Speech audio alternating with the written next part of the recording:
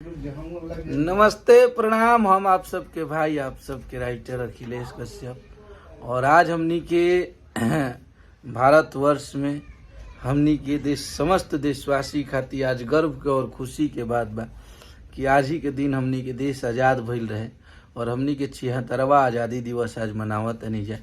तो हमरा तरफ से और पूरा अन्नपूर्णा फिल्म के परिवार के तरफ से समस्त देशवासी के स्वतंत्रता दिवस के हार्दिक शुभकामना और बधाई बा। आप सब ऐसे ही आशीर्वाद प्यार बनौले रही जा और अपना देश से प्यार करत रही जा और सच्चा देशभक्त बने के हमनी के काम करे के बा। कहे से कि हमनी के हर हाथ में तिरंगा रहेला, जैसे कि अभी हमनी के ऑफिस पे भी तिरंगा फहरनी है जाए।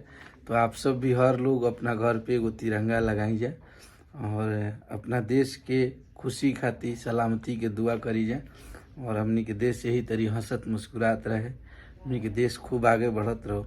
हमनी की यही ईश्वर से कामना बा।